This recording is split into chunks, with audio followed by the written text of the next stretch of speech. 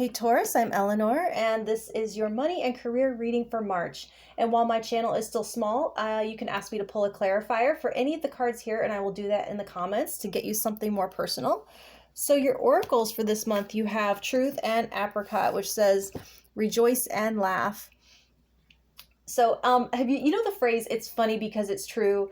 There's something about this month that's just better laughed at than taken too seriously.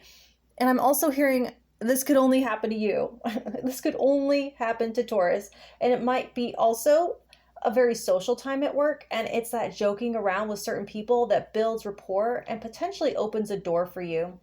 And these colors, this is all very first and second chakra looking. So your focus might be around the integrity of your foundation as a safe place to explore creatively.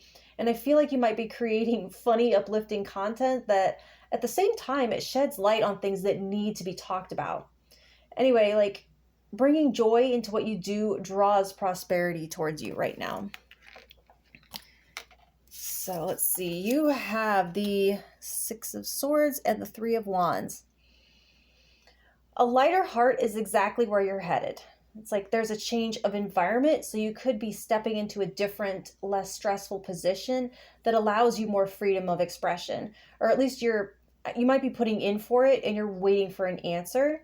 I get a little bit of a what now feeling. It's like you made a big move here and there's an almost weightless, breathless feeling until you know where it leads or what it attracts. So now you have the Three of Wands and the Ten of Swords. That's Josie. So what comes in eventually is an ending that was a long time coming. This is no surprise. It's like you were hoping to be released from whatever this is when you made the original decision to move on. It may just come more abruptly than you were anticipating for some of you. It feels bittersweet though.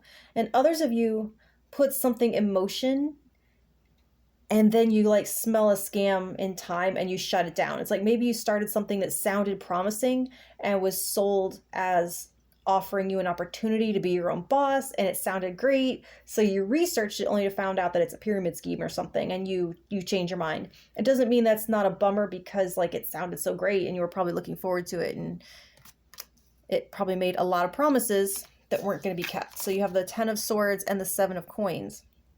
So this confirms that you have decided to make a pretty drastic cut of some kind. Slashing a budget, could be firing someone.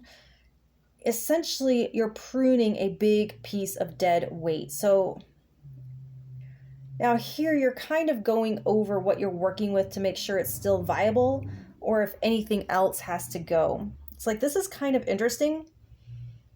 You could be getting like an injury checked out to see if it's healing properly, to get permission to go back to work or to see if it's worth seeking compensation for.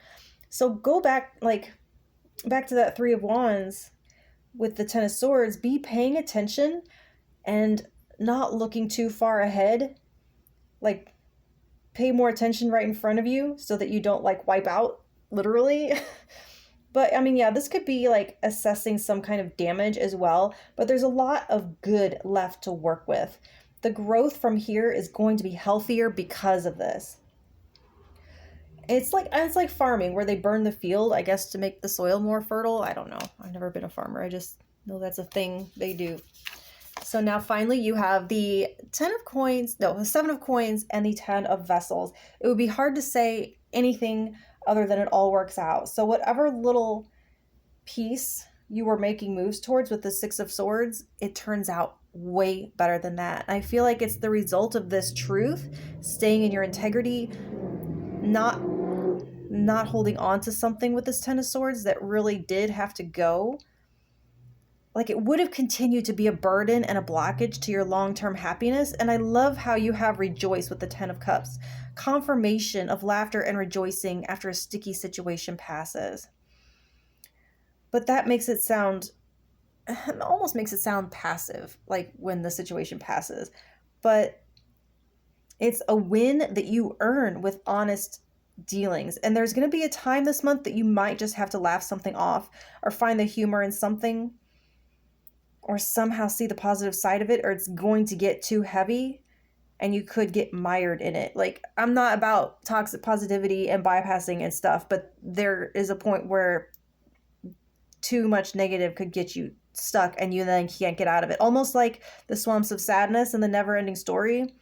So just kind of stay light and just move through it fast. And then it is all coming up beautiful on the other side. So that's what I have for you for now, Taurus. And your love reading is coming up in a week or so. Thank you.